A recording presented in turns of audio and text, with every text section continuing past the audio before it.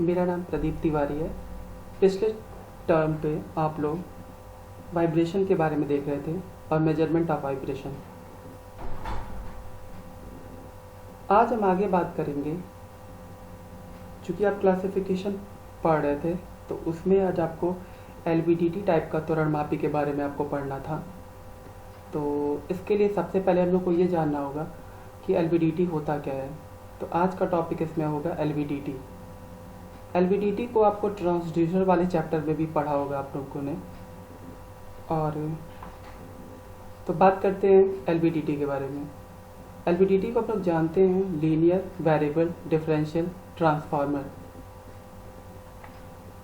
जैसा कि आपको चित्र में दिख रहा है,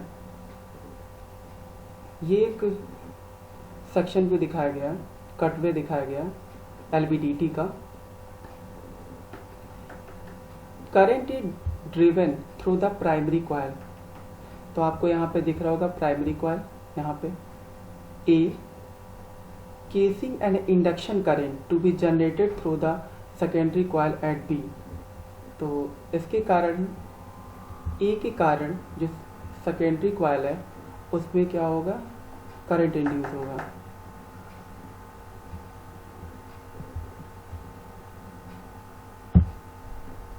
आगे बात करते हैं principle of LVDT। The linear variable differential transformer LVDT, जिसको हम लोग लीनियर वेरिएबल डिस्प्लेसमेंट ट्रांसफार्मर या लीनियर वेरिएबल डिस्प्लेसमेंट ट्रांसड्यूसर या सिंपली डिफरेंशियल ट्रांसफार्मर भी कहते हैं। एक टाइप ऑफ इलेक्ट्रिकल ट्रांसफार्मर होता है जो कि लीनियर डिस्प्लेसमेंट मेजर करने के लिए इस्तेमाल किया जाता है। आगे देखते हैं कि LVDT यानी कि linear variable differential transformer work under the principle of mutual induction and the displacement which is a non electrical energy is converted into electrical energy. अब प्रीवियस में आप देख भी चुके हैं, ये आपका सेक्शन व्यू था।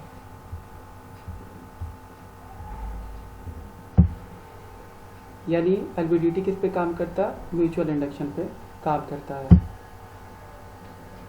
अगर हम कंस्ट्रक्शन की बात करते हैं LVDT की, तो ये प्राइमरी कॉइल है, दो सेकेंडरी कॉइल्स होती हैं। सेकेंडरी कॉइल्स में आप देख रहे होंगे बीच में कोर है आपका, यहाँ पे इसकी सर्किट डायग्राम दे रखा है। ये प्राइमरी कॉइल है, सप्लाई हो गई, ये बीच में कोर हो गया, ये सेकेंडरी वाइंडिंग हो गई। यहाँ पे आपका क्या होगा, डिफरेंस ऑफ वोल्टेज यहाँ पे आपको प्राप्त होगा। और ये कोर जो है आपका, देखिए लीनियर यहाँ पे मोशन कर रहा है। और LVDT क्या होता है, लीनियर मोशन के लिए इस्तेमाल किया जाता है। आगे हम देखेंगे कि LVDT consist of A cylindrical farmer where it is supported by a one primary winding in the center of the former and the two secondary winding at the sides। जैसा कि आप पीछे चित्र में देख रहे हैं, एक प्राइमरी कॉइल है और दो सेकेंडरी कॉइल हो गई। The number of turns in the both the secondary winding are equal। तो यहाँ पे आप देख रहे होंगे ये जो सेकेंडरी वाइंडिंग है, दोनों में कॉइल की संख्या क्या है, इक्वल है।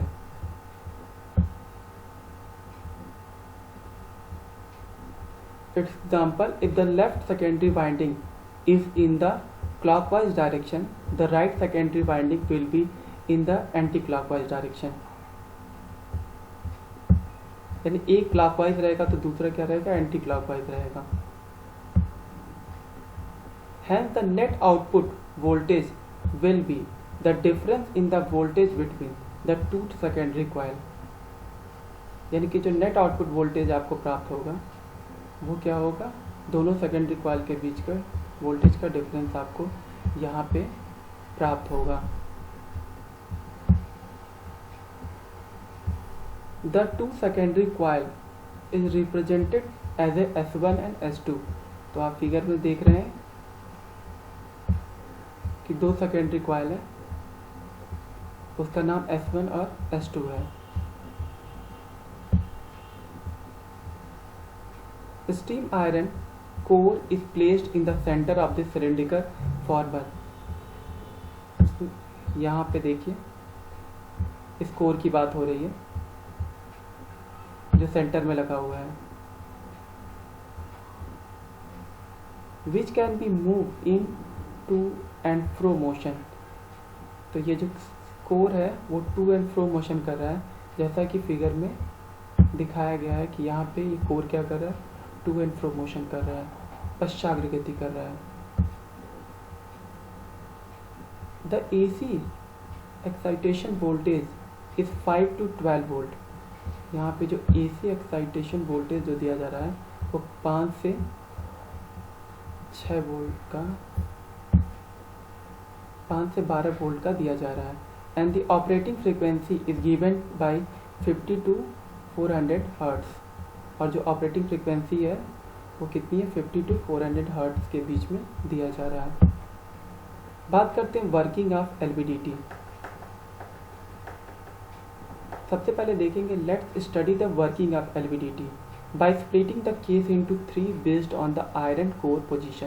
यानी आयरन कोर की पोजीशन के आधार पे हम लोग क्या कर रहे हैं, यहाँ पे स्प्लिट कर रहे हैं इसे केस को इनसाइड द इंसुलेटेड फॉर्मर।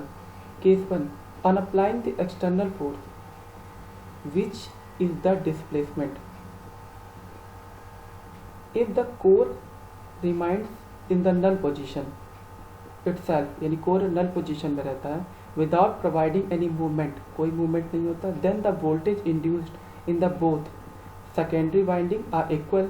अगर कोई भी कोर में मूवमेंट नहीं है, आपका नल पोजीशन है, तो उस केस में जो वोल्टेज इंड्यूस होगा सेकेंडरी वाइंडिंग में, दोनों में, वो इक्वल होगा। And which result in the net output is equal to 0। यानी कि E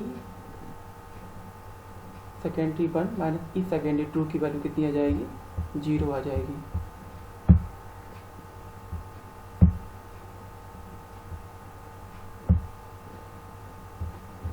यहाँ पे आपका क्या आ जाएगा, 0 आ जाएगा। केस 2 की बात करते हैं। When external force is applied and if the steel iron core, जो कोर है आपका, tends to move in the left hand side, अगर वो लेफ्ट हैंड साइड में जाता है direction, then the EMF voltage induce in the secondary coil is greater than when compared to EMF induced in the secondary coil 2. Therefore the net output will be E secondary 1 minus E secondary 2। यानी हमको क्या होगा, E secondary 1 minus E secondary 2 हमको output voltage प्राप्त होगा। Case 3 क्या कहता है, when an external force is applied and if the steel iron core move in the right hand side direction, steel iron core क्या है, वो राइट हैंड डायरेक्शन में अगर जाता है,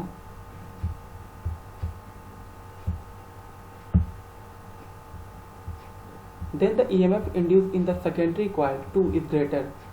इसका मतलब अगर राइट हैंड साइड में आपका जा रहा है तो सेकेंडरी कॉइल में क्या होगा, आपको हाई वोल्टेज प्राप्त होगा। Induce in the secondary coil 1, secondary coil 2 जो होगा इस ग्रेटर वोल्टेज होगा as compare to secondary coil 1 की। Therefore the net output voltage will be E secondary 2 minus E secondary 1 हो जाएगा। बात करते हैं एडवांटेज ऑफ LVDT। पहला क्या होगा, infinity resolution is present in LVDT। दूसरा, हाई आउटपुट आपका प्राप्त होगा। तीसरा, LVDT गिव से हाई सुग्राहिता आपको मिलती है, वेरी गुड लीनियरिटी होती है इसमें। LVDT provides a less friction, low hysteresis and LVDT gives a low power consumption. Disadvantage of LVDT की बात करते हैं तो very high displacement, is required for the generating high voltage. अगर हमको हाई वोल्टेज चाहिए तो क्या होगा, ज़्यादा डिस्प्लेसमेंट की रिक्वायरमेंट होगी। दूसरा, शील्डिंग इज रिक्वायर्ड सिंस, यानी कि क्या, शील्डिंग की हमको रिक्वायरमेंट होगी क्योंकि ये थोड़ा सुग्राही होता है मैग्नेटिक फील्ड के लिए। तीसरा, the performance of the transducer gets affected by vibration, vibration से इसका इफेक्ट पड़ता है इसकी परफॉर्मेंस पे। And the next one, it is greatly affected by the temperature change, यानी तापमान में बदलाव के कारण भी इस पर प्रभाव पड़ता है।